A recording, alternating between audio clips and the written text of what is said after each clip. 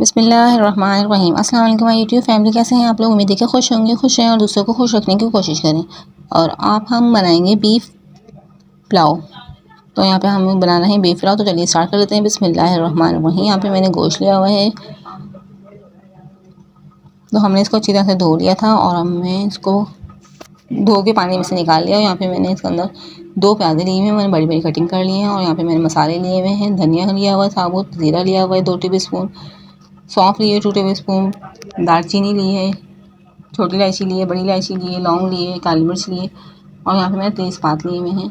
और हम इसको बॉईल करेंगे, यखनी बनाएंगे। हम सबसे पहले हम इसको बॉईल प्रेशर कुकर में बनाएंगे तो जल्दी से हमारी ये यखनी बन के रेडी हो जाएगी और हमारा बिल्कुल जल्दी से पुलाव बन के रेडी हो जाएगा। यहाँ पे मैंने प्याज भी इसके अंदर डाल दी है और ये सारे मसाले जो है हम इसके अंदर डाल देते हैं। हम पोटली बना के नहीं डाल रहे, इसी तरह डाल रहे हैं, तो आप लोग भी बिल्कुल इसी तरह डाल दीजिएगा। यहाँ पे मैं 2 टेबल स्पून लहसुन का पेस्ट शामिल करूँगी। और यहाँ पे मैंने मसाले लिए हैं, थोड़े से हरी मिर्च लिए, बड़ी गोल मिर्ची लिए और 1 टमाटर लिया, वो भी इसके अंदर डाल देते हैं। और हम इसके अंदर नमक डाल देंगे 2 टेबल स्पून। नमक हम इसमें डालेंगे और बाकी बाद में भी डालेंगे चेक करके। और यहाँ पे हम पानी डाल देंगे। पानी हम ज़्यादा डालेंगे ताकि हमारी यखनी जो है बिल्कुल चावलों के लिए परफेक्ट तैयार हो जाए, हमें दूसरा पानी ना डालना पड़े। यहाँ पे मैंने पानी डाल दिया। हम इसको प्रेशर कुकर को बंद करके इसके अंदर उसको पकाएंगे। जब प्रेशर कुकर की सीटी बजने लगी तो उसके बाद हम 15 मिनट के लिए इसको पकाएंगे, फिर हम इसको खोल देंगे। तो ये टाइम है प्रेशर कुकर के बनाने का, तो आप लोगों का फिर गोश्त बिल्कुल परफेक्ट गल जाएगा।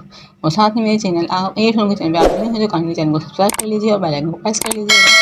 इससे ये होगा मेरी वीडियो का नोटिफिकेशन आपको मिल जाएगा। यहाँ पर मैंने प्रेशर कुकर खोल लिया था और मेरा बिल्कुल गोश्त गल चुका है। और हमने एक प्याली तेल डाला हुआ इसके अंदर और 2 प्याज मैंने कटिंग करी थी, वो इसके अंदर डाल दी। प्याज को हम ब्राउन करेंगे, लाइट ब्राउन। फिर इसके अंदर मैंने 2 टेबल स्पून लहसुन का पेस्ट और हरी मिर्ची इसके अंदर पीस ली थी, वो इसके अंदर डाल दी हैं। और 1 टमाटर लिया है मैंने, उसके अंदर डाल दिया है। इसको हम अच्छी तरह से भुनाई कर लेते हैं। फिर हम उसके अंदर गोश्त जो हमारा बॉयल हो रहा था वो डाल देते हैं ताकि ये भी तेल में फ्राई हो जाए। सारों को हम इसके अंदर डाल देंगे और उसको फ्राई कर लेंगे। और मैंने चावल को पहले से ही आधा घंटा भिगो दिया था। और हम इसके अंदर दूसरा पानी नहीं डालेंगे, हमारी जो यखनी है वही हम इसके अंदर डाल देंगे। बिल्कुल परफेक्ट हमारी यखनी तैयार हो चुकी है, वही पानी हमारा इसके अंदर पूरा हो जाएगा चावलों में। ये मैंने डाल दी है। हम जो पानी का नाप करेंगे वो हम ग्लासों की मदद से नहीं नापेंगे, हम इस तरह से नापेंगे। ये देख लीजिए चमचा मेरा भी आधा थोड़ा सा भीगा है, हमें पूरा चमचा चावलों में इस तरह खड़ा करके नापना है। हमारा बिल्कुल आधा चमचा भीग जाएगा तो हमारा इसमें चावलों में का पानी परफेक्ट होगा। यहाँ पे देख सकते हैं मेरा चमचा आधा भीग चुका है और हमारा चावल बिल्कुल परफेक्ट है।